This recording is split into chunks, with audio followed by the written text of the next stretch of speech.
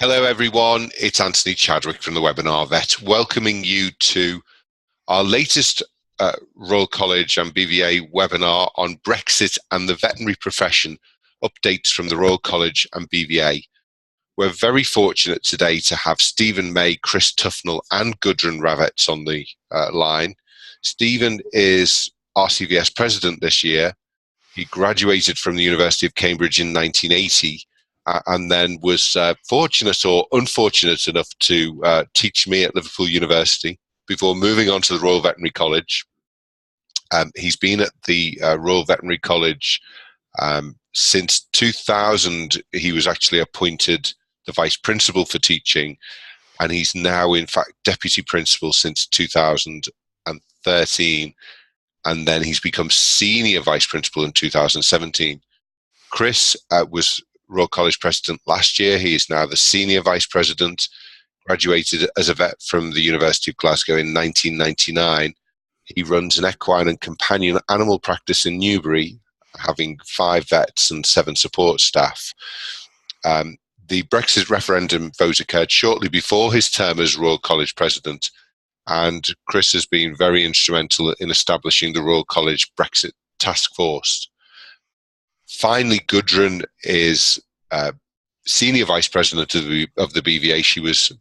She was President last year, graduated from the Liverpool University in 2002, and has held a variety of roles within the veterinary industry over that time.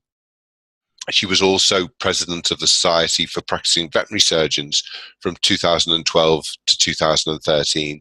So we've got 3 really great people positioned really well to tell us all about how Brexit is likely to affect us. So over to you, Stephen. Thank you, Anthony, and hello, everyone. I guess whatever you think about Brexit really demonstrated to all of us the importance of being prepared and thinking out about possible scenarios when it comes to the outcomes of this sort of referendum. So I'd like to start off, first of all, by setting the context, and then Chris and Gudrun will look at the work which has then subsequently transpired since the very dramatic vote on leaving the EU. So, inevitably, before the vote, we perhaps thinking initially it was rather hypothetical, wanted to think about the risks associated with whatever the outcome was of the referendum, in particular risks and opportunities that could be associated with an exit decision. And from the point of view of the RCVS and our responsibility for registering veterinarians and indeed veterinary nurses to support the workforce and look after animal welfare and animal health in the United Kingdom, then there was obviously an issue around the ending of free movement. Our listeners will remember that the referendum was very much around public concern around freedom of movement, and this inevitably focused for us our thoughts on how any restriction on movement of skilled professionals would affect the profession. We could see, given our dependence on many skilled individuals qualifying in other countries and coming to this country, that the decision and any restriction in movement could result in a shortage of vets. And we could also see, as a knock-on consequence of that, that if there was a loss of mutual recognition, this could result in restriction on the freedom of UK veterinarians to be able to go and practice in other countries across the European Union.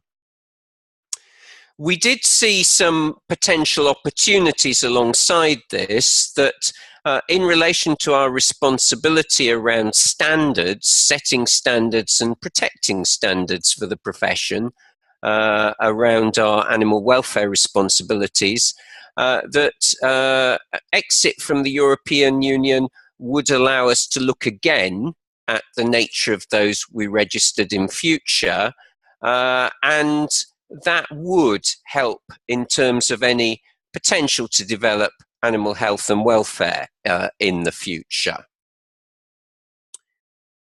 So those were the issues around mobility across Europe, but something we really needed to understand was what Brexit, EU exit, actually meant. And this slide illustrates a spectrum of relationships that exists between different countries in relation to trading.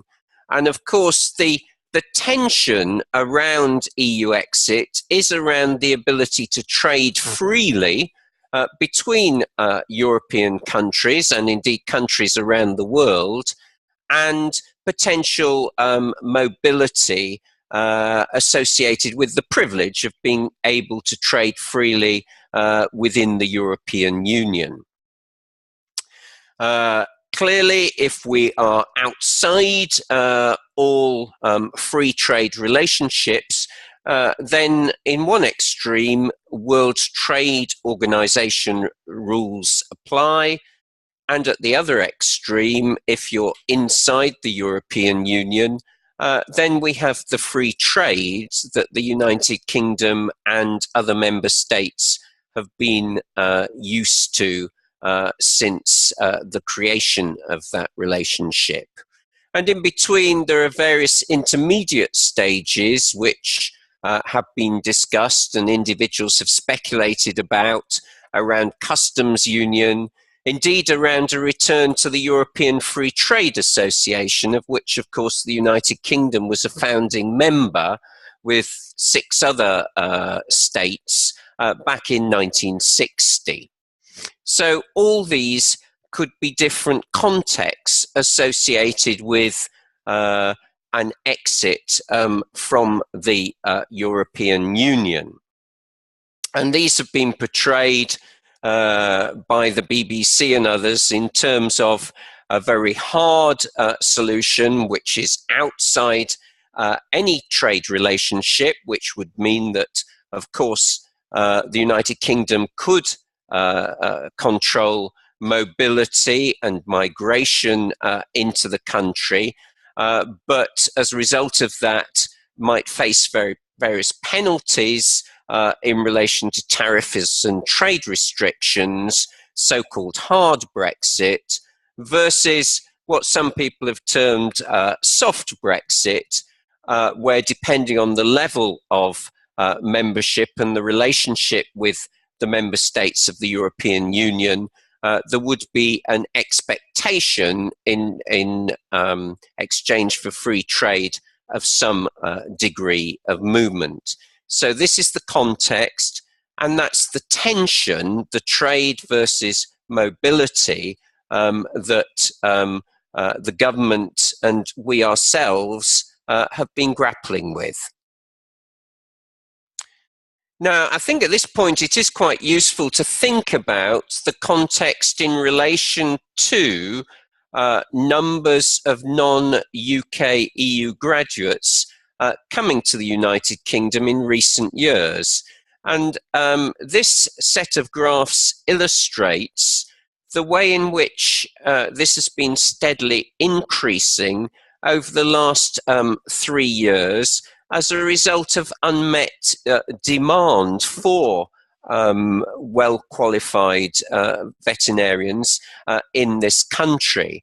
And you can see the steady increase compared to 2014, in 2015, 2016, and then similar trace in 2017 so far, although what can be seen is a plateauing out, certainly, in terms of the increase in numbers of non-UK EU nationals coming to this country, and that's despite unmet demands that employers are reporting in relation to veterinary surgeons and veterinary nursing. And around about 11%, some estimate, in relation to the current shortage of veterinarians in clinical practice. So an end to free movement potentially is a large impact issue for the profession. Over half of annual veterinary registrations are from non-UK EU qualified vets. And we know from some of the survey work that RCVS has undertaken and others have undertaken recently that this group of non-UK EU qualified vets forms a disproportionate number of full-time workers contributing to the workforce. As I've already mentioned, there are some potentially opportunities around an end to mutual recognition of professional qualifications, but in relation to the impact is clearly huge in relation to our workforce requirements. And this is particularly true when we consider the likely outcome of discussions around any reduction in immigration. Government policy is to reduce immigration to below 100,000. This may take place, or is likely to take place, over the course of several years. But if we think about around 1,000 vets coming to this country and registering with the RCVS each year to meet or not quite meet our current requirements, that's 1% of the 100,000. And given that we're in competition with other sectors, there is clear reason to have concerns about whether that is likely to be approved by the government. And in addition, we have recognized that there are certain sectors that are especially reliant on EU qualified vets. So, for instance, the meat hygiene sector has in excess of 90% of its workforce currently from non-UK EU nationals, and government service in relation to areas such as TB testing, again, has a high dependency on skilled veterinarians coming from mainland Europe. It's possible that some of the shortages in these areas could be addressed by incentives in relation to UK graduates, but clearly any of that sort of trade-off between different sectors is not addressing, or not going to be able to address, the shortages elsewhere, as these are reported, as I've said already, in clinical practice, as well as government-related and nationally important areas.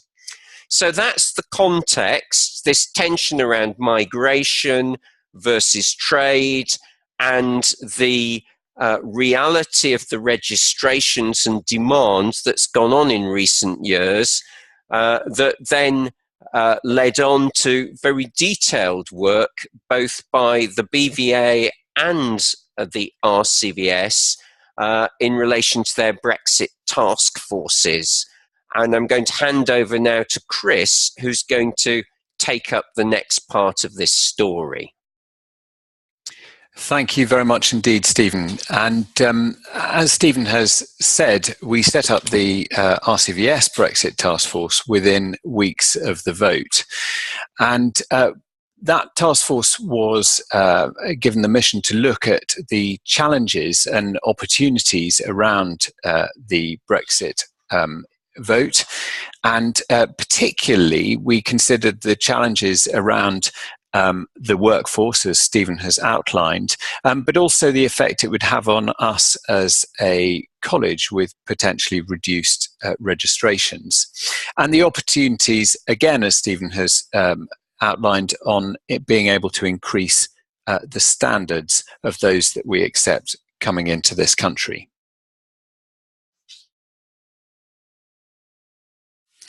So we concentrated very hard on the areas that are likely to be most affected.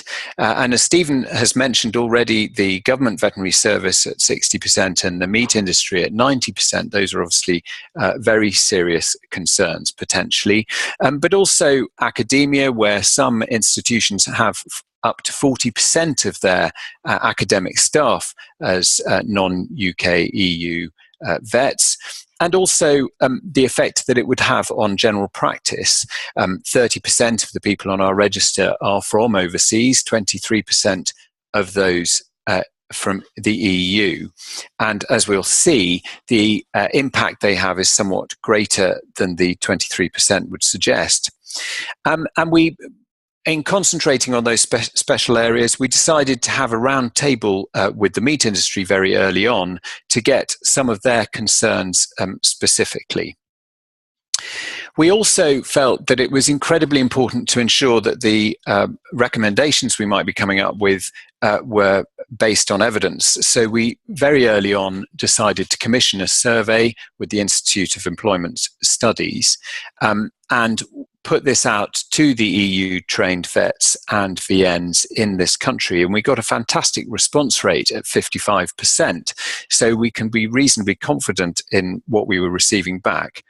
And as the slide outlines, the reason for me suggesting that the 23% underestimates the impact that the non-UK EU vets have is that 87% of them are employed full-time versus 65% of those on our register.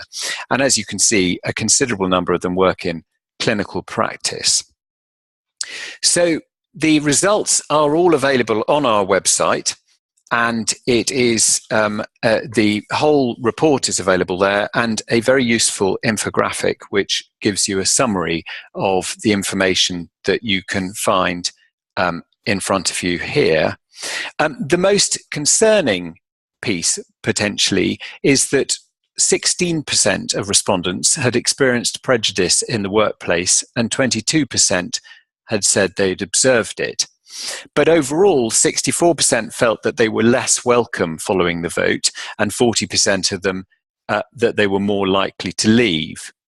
So just to see the fragility that now exists in terms of the negotiations that are going on, 79% are going to await the outcome of the negotiations before they decide what to do. So we decided to come forward with some principles, and they have three overarching headings, but there is a great deal of depth to those principles. And again, all of this is available on our website, but I will just outline a few of those. So the principle number one, that vital veterinary work continues to get done, obviously is concentrating very heavily on the effect that the EU exit may have on manpower. And there are potential short-term solutions to this, which is that we are able to keep the non-UK vets here that are already working here, and that we continue to be able to bring vets from overseas to join our workforce. But there are longer-term solutions, and those long-term solutions are potentially an increase in vets that graduate in the UK from existing vet schools or new vet schools, and work that we'd already been doing on the Vet Futures project into trying to increase the level of retention within the veterinary practicing arm. And finally, with regards to a long-term solution, we've been always keeping our legislation under review, but it is possible that through the upskilling of veterinary nurses, not only could we improve the ability that they have to advance their career within veterinary nursing, but also take some of the veterinary work that is currently being done by vets, give it to nurses, and therefore free up more veterinary time. Principle number 2 was the high standards of animal welfare should remain or improve.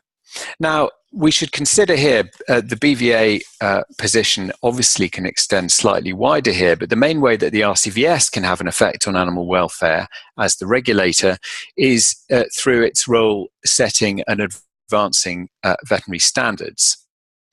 Now, we would like to see in the longer term a reform of the mutual recognition agreement, and I will go into that in some more detail in a second.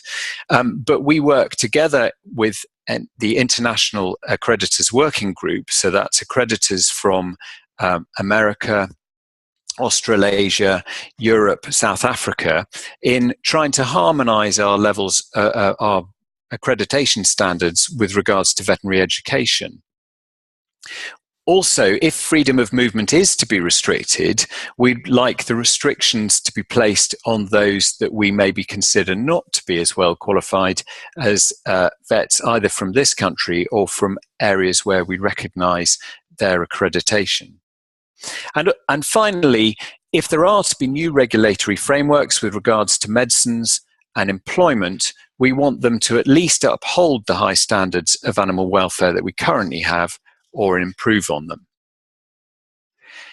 Now, to go into a little bit more detail, clearly those first 2 principles are very much impacted by veterinary education and our ability to accredit them. And I'd like to make a couple of things very, very clear at this point, because it is important. And that's that those that are already registered with us, so are also already MRCVS or registered veterinary nurses, will stay on the register. We won't be removing them from the register for any other reasons than them being struck off for misdemeanors, which is very uncommon, or for them not paying their membership, their retention fee at the end of the year. So those are the 2 reasons that people can be removed from the register, and we won't be removing them from the register. But is it also important to make it incredibly clear that registration does not mean a right to work in this country, unfortunately.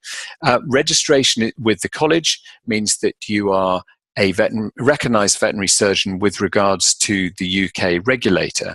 In terms of being able to get permission to work or a work visa, that's a Home Office issue, and one that whilst we can lobby the Home Office to try and ensure that the numbers are where we would like them to be, it isn't something that we have direct control over. So the position currently is that we have an EU directive called the Mutual Recognition of Professional Qualifications Directive, the MRPQ, in which that we are obliged under that directive to recognise veterinary surgeons who've qualified at any of the establishments within the EU. Now, in the EU, there is a membership body, the European Association of Establishments for Veterinary Education, EVE, that is an accrediting body. Now, some of the establishments in Europe, and quite a majority of the establishments in Europe, are currently accredited with EVE, but some aren't. And we would like to see, obviously, all the establishments reaching those standards, because the EVE standards are very much harmonised with those that we have. So in the future, if there is to be restriction, we'd like it to be that those that are accredited with EVE are given preferential rights to enter and work, rather than those that aren't. That said, I would like to remind you about what I said very early on, that if you're already on the register, regardless of where you qualified from, we wouldn't be removing you from it. So longer term, obviously, we would be looking maybe at new or increased vet schools, but there is a significant funding requirement there for either an existing vet school to increase its capacity, or for a new vet school to be set up. And it was enlightening for most of us on the task force to realise that currently, because of the huge expense of training veterinary surgeons, a third of that cost only is met through home fees, so fees paid by the students themselves. A third of it is met by the veterinary business of the vet schools, so the hospital and likewise, and a third through fees paid by international students who pay a somewhat higher fee than those that are on home fees. So actually the funding that comes into vet schools is actually not, it's not so easy just to up that. The final principle is that the RCVS is a global force for good. Now, there's quite a considerable amount that underlies this. We'd like to ensure that overseas vets and nurses that have been educated and are registered here are exemplars of high veterinary standards, but also that they're continued to be able to work in the EU. We'd like to expand our global membership. There's currently about 4,000 vets registered from overseas. We'd like to double that in the next 10 years. And we'd like to continue to lead internationally with regards to the major organizations, the OIE, EVE, as we've mentioned, Federation of Veterinarians in Europe, FVE, which isn't an EU body, and the talks that we have with AVMA in North America.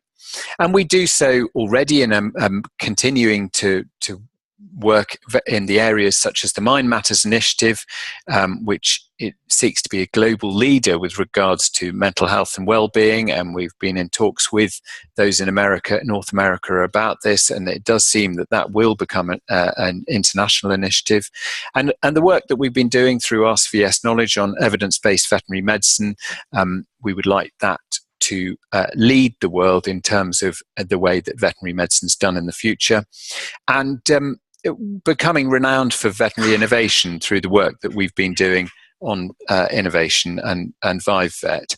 And finally, through knowledge exchange and knowledge transfer with developing countries, working with overseas regulators and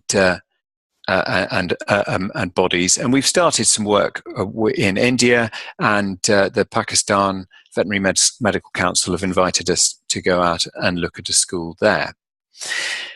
We recognised very early on that it was we are a small profession with a large impact, but that we needed a unified approach in our approach to government on this, because with lots of different veterinary associations and societies all approaching government from different angles with small requests, we were unlikely to get very far. So we've been working very closely with the BVA, and I'm delighted I'll be able to hand over to Gudrun in just one second. But Gudrun and myself sent a joint letter to the Prime Minister shortly after the Conservative Party conference of last year, because we were concerned at the rhetoric that we were hearing from that conference, and the fact that we were hearing non-UK EU vets in this country expressing concern. And we also held a joint event in Parliament with all of the veterinary associations and organisations around the table, and we were delighted that all of them were very much in support of the approach that both organisations were taking. So I'm going to hand you over to Gudrun now, who will expand on what the BVA have been doing during this time. There we go. So as Chris has just said, we've worked very closely on a number of things, and I want to go through with you some of those things at the moment, because I think it's important to note that we are in a real time of influence. We're seen within government as a science-led and an evidence-based profession, and we've highlighted a lot of opportunities and challenges for the EU exit, and it's now through our influence that we're able to hopefully change and shape that landscape to make sure that we have what we need for a thriving and sustainable veterinary profession and all the stakeholders that we work with. So as Chris said, we sent an initial letter to the Prime Minister, but we've also, as well as things that we've sent, so letters, many lobbying letters that we've sent, what's also very important is we've had a lot of face-to-face meetings, because these actually give you a great opportunity to stand in front of people, listen to their discussions and influence on behalf of the veterinary profession.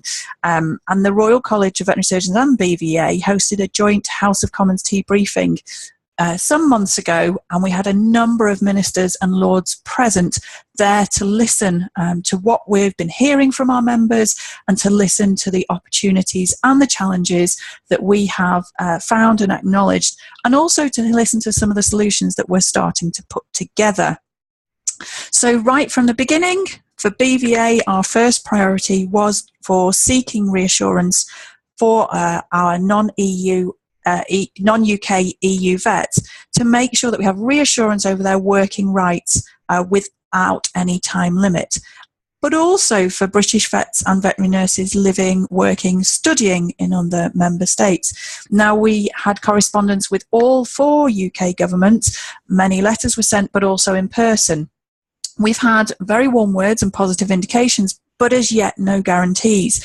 And that's why it is important, as we've heard, that we are speaking with one voice on this particular issue around reassurance for our colleagues that are doing vital work here, because it is through that lobbying that we hope to get that reassurance that we need.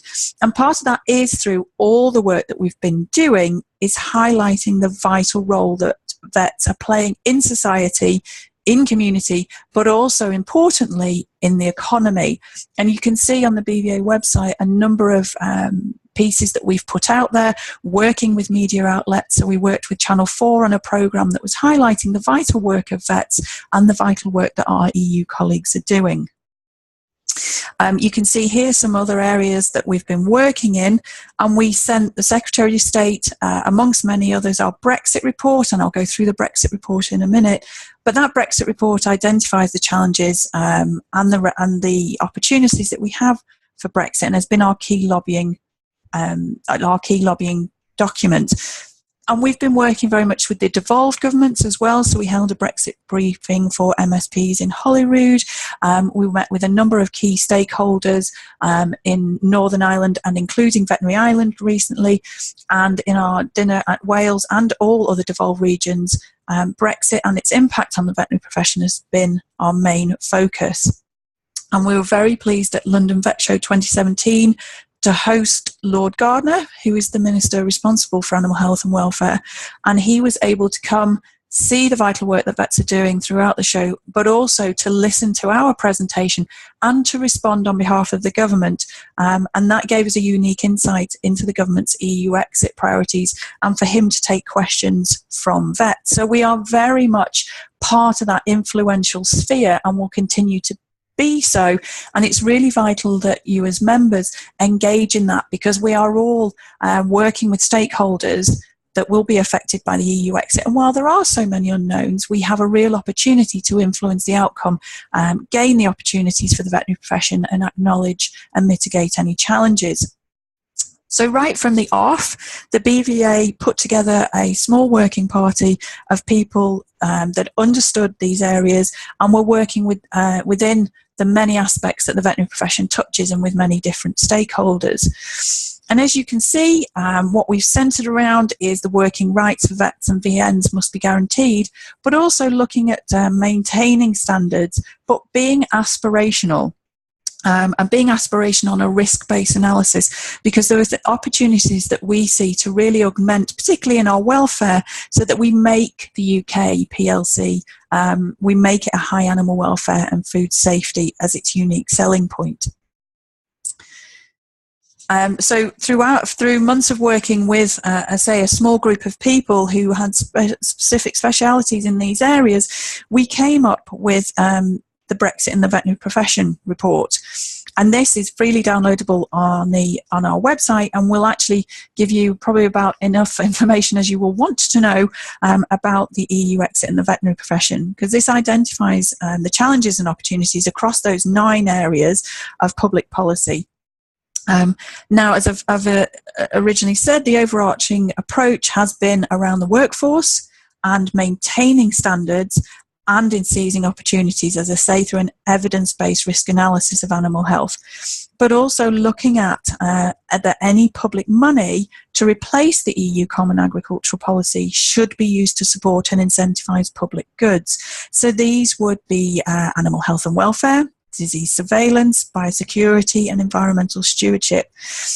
And I think these are the important thing with this profession is that we have gathered evidence from not only within the profession, but also many external stakeholders. So it's really given us a roadmap of how we as a profession work with external stakeholders and those opportunities and challenges that the EU exit presents to us. So as I say, it's an evidence-based report freely available on our website. And I would encourage you to try and get through it. It is quite lengthy, but it will give you all the information that you need. And it's important to note that this has been referred to within Parliament, and we have spread it widely, so hopefully it is doing the job it should do as a lobbying document. But then that's all very good, and these are the evidence base that we've found for the opportunities and challenges. But now we're at a stage where actually the veterinary profession needs to be part of the solution. So what is BVA, what is RCVS doing to be part of that solution? Currently, BVA is working, looking at 4 key pieces of legislation that we are either actively working on or will look to be working on as they come through within the next year. And each of these does present a risk and opportunity for the veterinary profession and the issues that we care about. But I think the reason we've put this as a jigsaw is noting the interdependency between all of these pieces of legislation. And the interdependency it's us, the veterinary workforce, that is needed to be able to fulfil each and every one of these. And I just want to talk very quickly through each of these pieces. As I say, BVA has written submissions for those that are live at the moment and is drawing evidence for those that are coming up. And anything that we have submitted is freely available for you to download and read. The EU withdrawal bill, we know at the moment, is in the committee stage in the House of Commons, and this incorporates EU legislation into domestic law. Now, it's important because 80% of animal welfare law originates in the EU. Many of you will have seen the discussion and the debate around the principle of Article 13 recently, and that's Article 13 of Title 2 of the Lisbon Treaty, to give it its full title, and that's missing. And that piece states that the EU and member states shall, since animals are sentient beings, pay full regard to the welfare requirements of animals when formulating and implementing certain policies. Now, because that's in a treaty rather than in a regulation, it doesn't automatically come over to UK law when we leave the EU. However, BVA, we do believe that the provisions in Article 13 do need to be enshrined in UK legislation. And the important thing to note, as I've just said, is that this puts a duty to pay full regard to animal welfare on the state. And that's the significant difference. Now, it's argued that we have the Animal Welfare Acts in our 4 countries of the UK, and these are without doubt some of the best pieces of welfare legislation. But they only implicitly state that vertebrates are sentient, and the Welfare Act only applies to the protected animals listed. And vitally, they don't explicitly put the duty on the state to consider animal welfare. So it is a very important distinction. The Animal Welfare Act puts the duty on the owner and keeper, whereas Article 13 puts the duty on the state. Again, there's a blog post on our website which probably explains that in a much more simple and easy way. So please do read that, because it is something that we do think is very important. Now, if we look at the trade bill, BVA has responded to the trade white paper, and we've responded to various inquiries from EFRA Committee, Welsh Affairs, Northern Ireland, International Trade Committees. And within our submission, the main part of our submission is highlighting how vets, the official veterinarians, certify and supervise import and export of animals and animal products to and from third countries. So it's explaining why vets are an absolutely vital part of trade. It's protecting public health, food safety, animal health and welfare, all of which underpins consumer confidence and is essential for our trade. And we are aware that the demand for veterinary certification may increase going forward. And Nigel Givens, Chief Veterinary Officer, suggested that the volume of products that may need certification by vets could increase by up to 325%. And so within our submission, we are wanting to ensure that the UK has a veterinary workforce to meet this demand, because that will be vital for trade going forward. But it's also making sure that we don't undermine any of our high animal health, welfare and public safety current standards through any trade deals that we may do going forward. So highlighting that aspect as well, which is very important for the veterinary profession and the stakeholders that we work with. And as we forge new and ambitious trade relationships, it's not just animal health and welfare and public health, but also our antimicrobial resistance work and the medicines availability. The agricultural bill will be something that replaces the common agricultural policy and will provide financial support and incentives to farmers. We're expecting a white paper early next year, but in preparation for that, we're already engaging with the DEFRA civil servants, ministers and farming unions.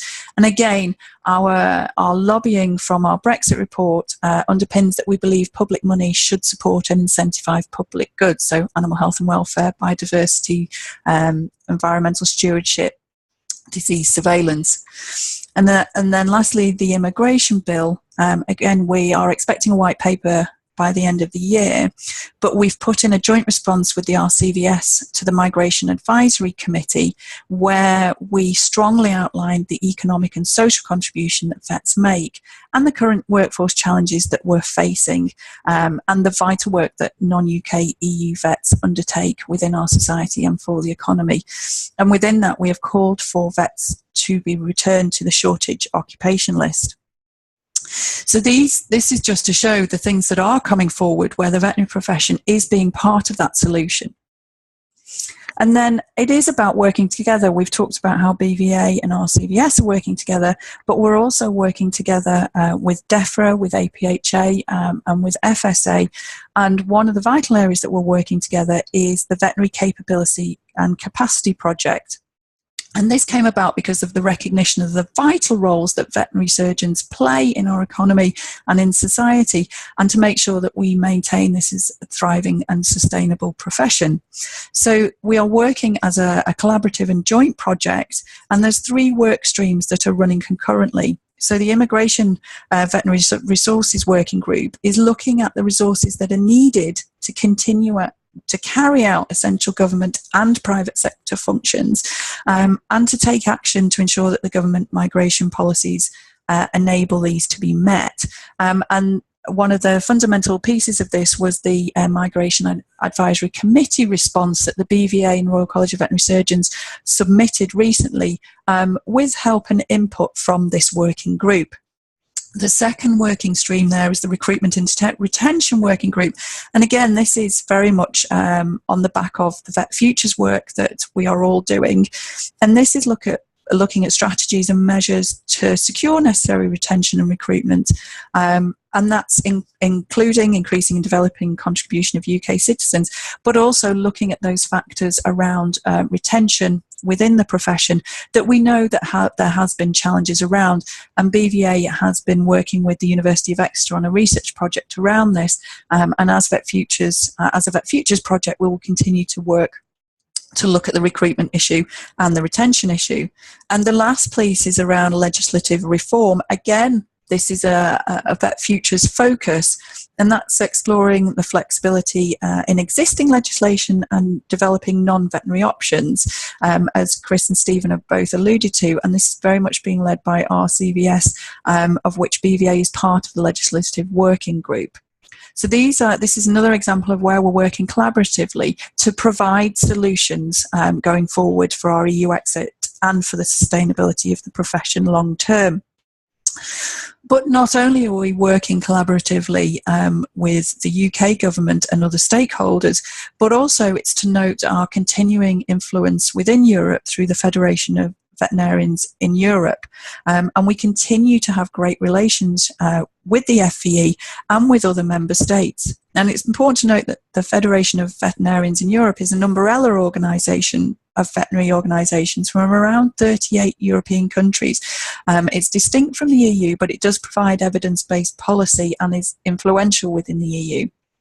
And they have been extremely supportive of the work that we're trying to do, and recently put out a Brexit plea where they were saying that stating the vital work that vets continue to do, and asking politicians to keep this in mind and not to jeopardise any joint working or current levels of animal health, welfare, public health, environmental protection.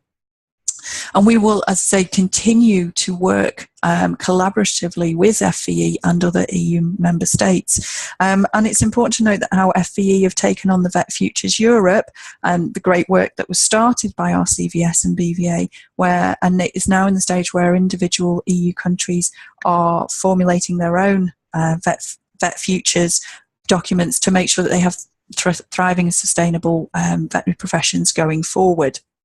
So I hope that gives you an idea of some of the activities that we've been working on, some of the complexities that we have, the opportunities and challenges.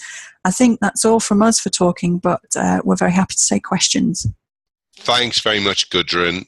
Thank you, Chris. Thank you, Stephen, as well. So we are more than happy to take some questions. So if people want to put them either in the chat box or the question box, we'll be very happy to. So actually, we've got a question here from Bartosz. He says, I graduated in Poland. I'm a member of the Royal College since 2006. I gained my PGC brackets SAS in Harper Adams in 2016. Would that be treated as a British or an EU degree? And that's probably one for, I would think, Chris or Stephen. So if you've just unmute yourselves. I can pick that up. I'm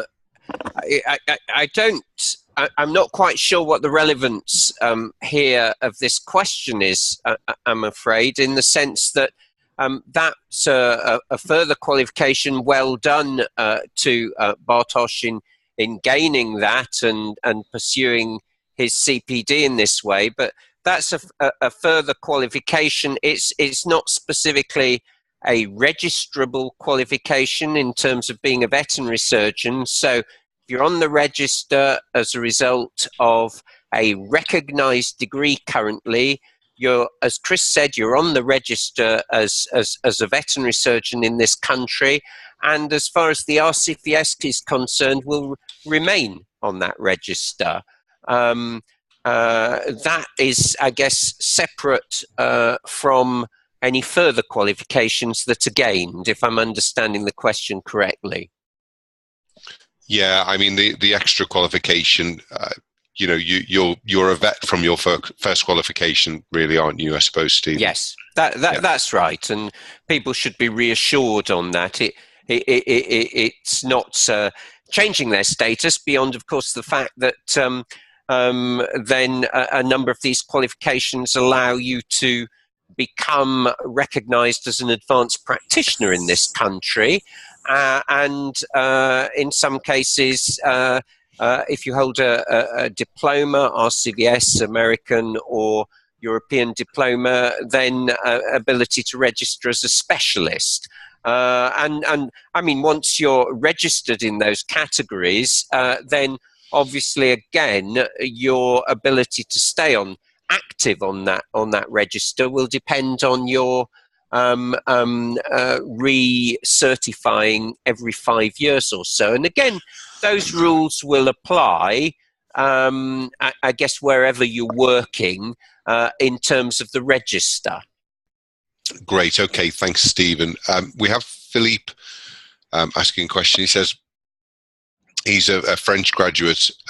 Practically, what would your advice be to enable me to stay working in the UK? I mean, it's not really been decided yet, has it, I suppose? I'll pick that one up again, yes. Anthony. I mean, it's very hard for us to advise. I mean, I guess all one can say as an outsider to government is that remaining working in the UK, if you're currently present, is clearly going to continue to add to your length of service, really, in this country. Remaining on the register is important anyway to practicing in this country, an essential part of that. So all one can say is encourage our colleagues who have come from mainland Europe and are contributing so well to veterinary services in that country. I guess all we can say is please continue to deliver on the work and please continue to join with us, both RCVS and BVA, in our continued lobbying. I mean, as Gudrun mentioned, because we were there early, she and Chris, in terms of writing to the Prime Minister, and also in terms of our separate and collective lobbying in DEFRA, then I think the need is very well recognised in that department. But they, with us, then are needing to prevail in terms of the Home Office view of authorisations to work and how that develops. And all I can say is we will continue lobbying until we receive greater clarity. I think that's the difficulty at the moment, in that, you know, there isn't the certainty of knowing exactly what will happen. No, and it would be wrong of us to say that we can be certain on permissions to work. What we can be certain of is that people will remain on our register because we have recognised their ability to practice in this country, and we will continue to do so, as Chris mentioned in his section. That's great. I don't know if we can bring Gudrun in for this one. Gudrun, we've got Chris saying this presentation focuses on the impact on Britain, but very little about the impact on European vets in despair. Where do we get help? So is that something the BVA can help with? Yeah, so we were very aware from the beginning, talking to our members, that they are there's a lot of anxiety out there, which is why I think, as we've all said, our main call and our main aim has been trying to seek reassurance for non-UK EU vets who may be feeling that anxiety. But it is, come and talk to us. Pick up the phone. We're in there at BVA. We want to talk to people. We're looking always to try and lobby as we can. We did, as I said at the beginning, a joint Channel 4 programme where we managed to showcase a lot of the EU vets and the vital work that they're doing, and hear from them on the television, which had a big impact. So it is just keep engaged, support your membership. I know that might sound hard, but we're doing what we can, and on a one-to-one, pick up the phone. Great. Adrian saying, probably a question back for one of you at the Royal College. The Royal College used to publish RCVS facts as a document regularly. This was useful for employers to illustrate manpower movements. Is this going to be published again? Could I'll just jump straight in there and say it wasn't just useful for employers. It was useful for RCVS presidents and ex-RCVS presidents, and indeed everybody in RCVS. So this is one thing that I chased up on a few months ago, and then subsequently a few weeks ago. So the 2016 has just been published. It was a bit behind, but that's been published, and hopefully we'll be on course to ensure that 2017 is published as soon as practicable. So just to reassure people that that gap in just background information was recognised by a whole load of sectors in the profession and individual members, and that's being addressed by our communications department here.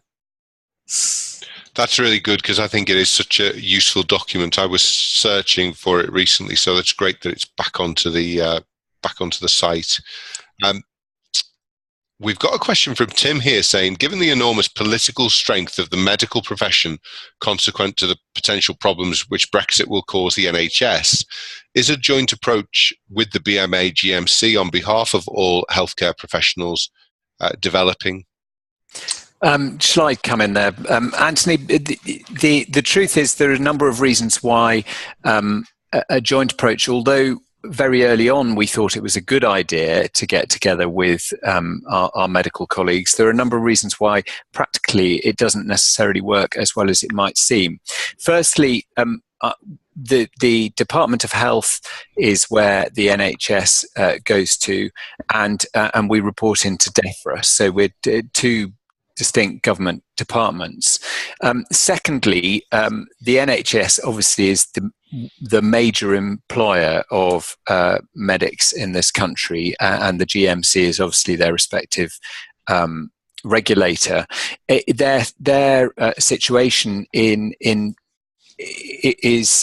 very different in that they are all effectively government controlled. So it's a very different situation where, of course, most of the employers in the veterinary market are in private industry. And then finally, to a degree, whilst our situation is very, very similar, we are effectively competing out of the same pot with regards to approaching the Migration Advisory Committee of the Home Office. And so it's a case that needed to be made very distinctly on the basis of the effects that it might have on international trade. And I see questions coming up on certification, but obviously veterinary certification is an important part of international trade, and any failure to be able to do that might have an impact. And also animal welfare through there not being enough vets in the country to do the job that is required in terms of maintaining that. So it is a slightly distinct argument, although the similarities have obviously been recognised. And as we stated, we've been working with the other regulators to recognise where the similarities are and see whether there are any things that we can share between us. Yeah, and if I can, just from our point of view, I think Chris is absolutely right. And we have met with others around MRPQ. We had a joint meeting with others there. But if we look at some of the legislation that we're working on around trade and agriculture, it is quite different. But where we are working collaboratively outside of our profession is with the stakeholders and a lot of the industry that are going to be equally affected either by manpower or by the veterinary workforce. So we are reaching out widely within our lobbying as well where it's appropriate. That's great, Gudrun. We've got a couple of questions here, which I suspect we'll pass over because I suspect we can't really give an answer to them. I mean, one person is asking here, should we think about changing citizenship? I mean, probably there's no way anybody's going to recommend that on the webinar. So it's probably something to talk maybe to BVA, and I presume there would be some legal advice there about the pros and cons of various actions, Gudrun? It's probably outside our area of competency. That would be a personal decision, I'm afraid. Yeah, this is where I'm thinking, you probably need to seek, advice on that. But I would presume there are some vets who have been here for so long that they could try and apply for residency, but that's something for them to, consider off their own bat, I suppose, isn't it? Yeah, we wouldn't at the current stage have the competency to guide in that direction. Yeah. We've got a question from Ian which says, pleased to hear RCVS will not remove anyone from register for being non-UK. I have concerns that much is based on the UK effectively deporting all non-UK citizens come 2019. I'd prefer to see Royal College stating it will continue to recognise existing EU qualifications as a matter of principle, regardless of what comes from government. He also wants reassurance that there will be no downgrading of veterinary certification, as there has been with veterinary prescriptions, i.e. only vets can write vet certificates. That's probably one for the Royal College. Yeah, I mean, I'll pick that up. I mean, I think some of it was in the webinar, and effectively, the concerns are not necessarily based on deporting non-UK citizens come 2019. The concerns mainly are on the 50% of the new vets in this country currently come from the EU. So we've got nearly 1,000 vets coming in every year from the EU. So the concerns are much more based on vets coming in and whether they're because you can see we'd have a shortfall very quickly if there's restrictions on them coming in. As we said, we won't take anybody off the register, but I can see another question coming up. In terms of being able to choose who goes on the register, Ian might prefer that we just say that all EU qualified vets can come in as a matter of principle and be registered by us. But if there is a relaxation, or even the MRPQ goes, then that's an opportunity for us to go back to the situation that we've had for many years before it, which was that we look at the standards of their veterinary education and determine whether they're up to our standards, because we're very keen to ensure that people who practice as veterinary surgeons in this country are up to our standards. And at that point, we would potentially look at the EVE accreditation standards through the EU. It should maybe be noted at this point that actually EVE is a membership body that accredits veterinary educational establishments. Unfortunately, what it isn't is a body by country. So if we did choose to recognise people from EVE accredited universities, which would be a very sound thing to do, that wouldn't automatically give our veterinary surgeons the right to work in other countries. That would be different. It wouldn't enable a mutual recognition straight away. We'd have to do deals with those individual countries. With regards to downgrading of veterinary certification, I think there's an awful lot of concern, obviously, there that there might be they might look at certain areas that could be done and certified by non-vets. Now, that might be possible domestically, but if we're going to continue to trade internationally, it's very likely that we're going to have to carry on meeting international regulatory standards, and they currently call for veterinarians to sign the veterinary certificates. So unless there's going to be a two-stage situation with regards to standards, which there could be. I do understand that there are, in particularly abattoirs, that maybe do slaughtering for domestic on certain days of the week and for international trade on other days of the week. Then I think it's likely that veterinary certification internationally will carry on. And can I just come from BVA's aspect as well? We're very clear that we don't want to see a two-tier system because, as Chris says, we have some of the best certification. We have some of the best vets working there who can certify public safety, animal health, animal welfare, and that is vital for consumer confidence in trade, and particularly official veterinarians working in abattoirs. And we mustn't forget that it was an official vet that found foot and mouth in 2001 within an abattoir. It is vital that we do maintain one system to avoid food fraud. We've seen scandals around food fraud. If we start to have any relaxation or double standards, then we really risk losing those essential safeguards that vets provide. So part of the VCCP, the Veterinary Capability Capacity Project, is looking at that essential workforce, and it's absolutely vital that within that we look at what paraprofessionals can do, and that's what we're all doing. But certainly we don't want to see any sort of two-tier standard. Thank you, Gudrun. We are just over 2 o'clock now. I know people will be going back to their 2 o'clock surgery.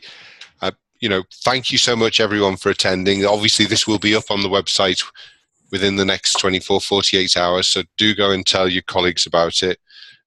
Thank you so much, Gudrun, Chris and Stephen, for giving up your time. I know it's a very emotive and a very concerning area, but I think you have helped us to get as clear as we can be as to what we can expect moving forward. So thank you so much for that.